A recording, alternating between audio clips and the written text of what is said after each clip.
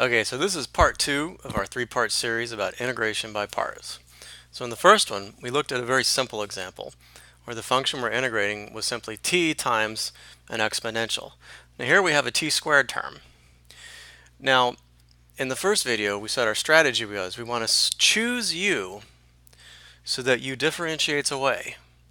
Now here, you can differentiate t squared. It doesn't go away, but it does simplify.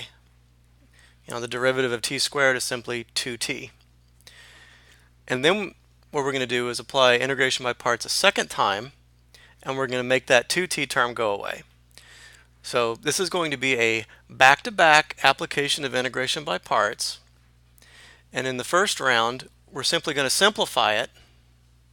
And then in the second round, we're finally going to make the t term go away. So we choose let u equal t squared, let dv e to minus 3t dt.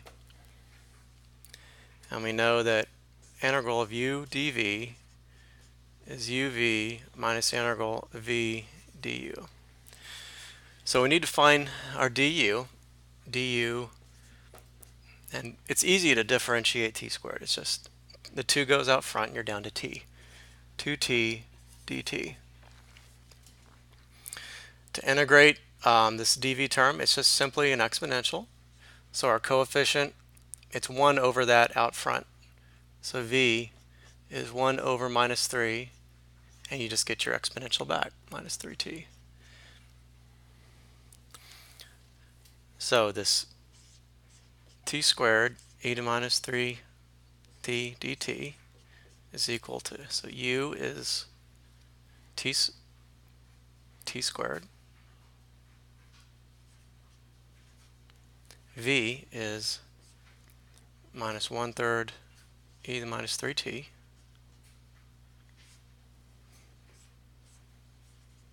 minus v, which is minus 1/3 e minus 3t du.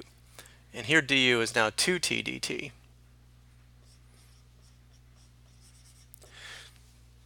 Okay, I'm just going to clean this up a tad.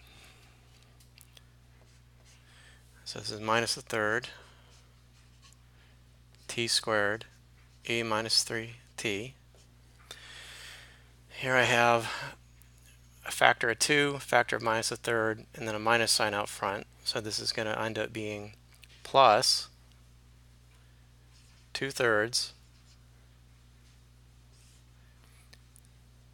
t e to minus 3t dt. 2 minus 1/3 minus, okay.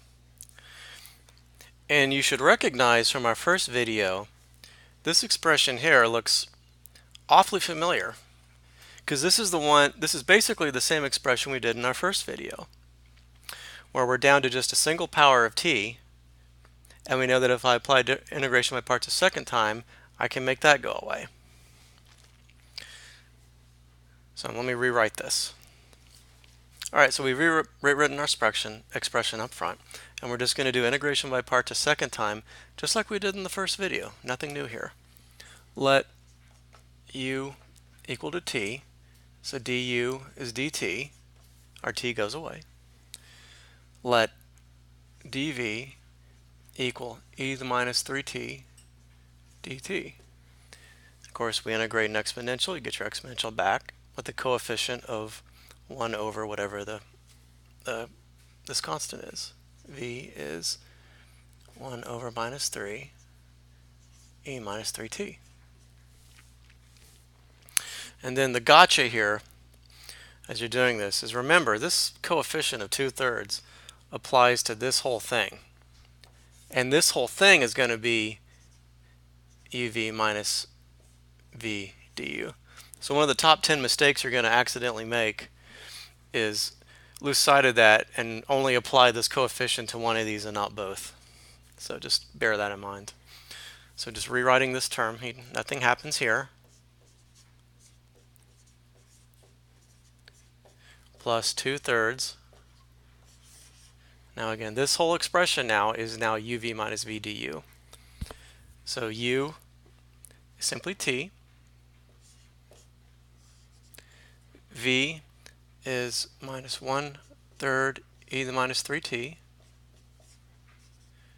minus the integral of v 1/3 e to the minus 3t,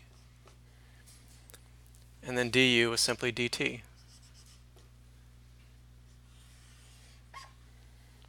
Again, this 2/3 is for everything in here, which is this integral, which we've now broken down into these two things added together. So simplifying this, nothing over here changes. This is all done and spoken for. So now I have a positive 2/3 times t times minus 1/3. So this is going to be minus 2/9 t e to the minus 3t. Just tidy this up a bit. 2/3 times minus 1/3 is minus 2/9. Then there's a t term and then e to the minus 3t. Positive 2/3 times negative 1/3. So that's going to be, and we can always pull a constant out of an integral. So that's going to be positive 2/9 integral of e to the minus 3t dt.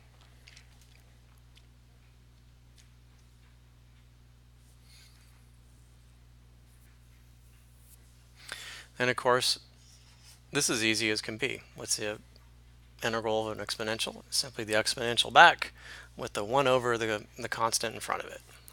So again, this is all done for. We're just copying it. T squared e to the minus 3t.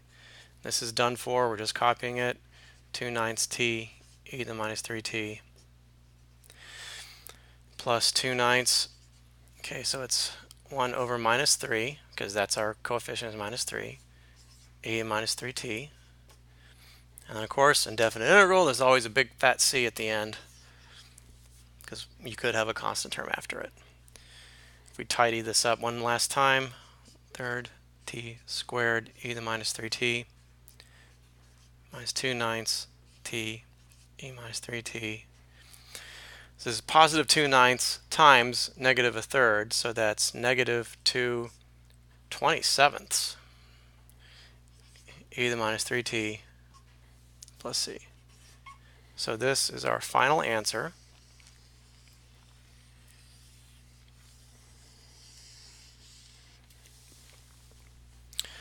for that integral. And of course, we're going to double check this on the next page of stuff and make sure that when we differentiate this expression, we get back what we started with. All right, so this was the result that we obtained, and now we're going to differentiate this expression and make sure we get back what we started with. So using our multiplication rule, we're going to differentiate the first term, the second goes along for the ride, then the first goes along for the ride, differentiate the second one. So this is minus 1/3. Derivative of t squared is 2t. This goes along for the ride. Again, minus 1/3. This goes along for the ride. Derivative of this is minus 3 e minus 3t. Okay. Again, minus 2/9. Derivative of t is simply 1. This goes along for the ride. Minus 2/9. First goes along for the ride. Differentiate this, minus 3 e to minus 3t.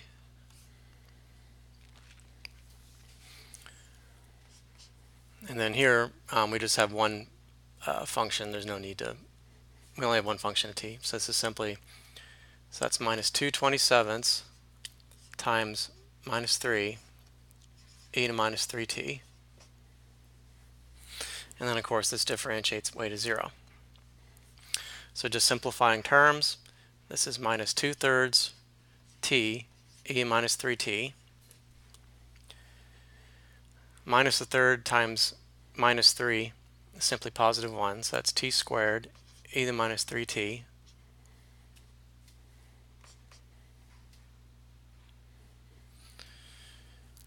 This is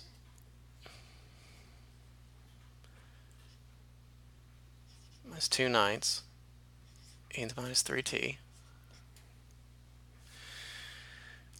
Minus 2/9 times minus 3, well, that cancels one of those 3's, and then the minuses cancel, so that's plus 2/3 t e to the minus 3t. And then this minus signs cancel, 3 cancels out, one of the 3's there, so this is 9 plus 2/9 e to the minus 3t.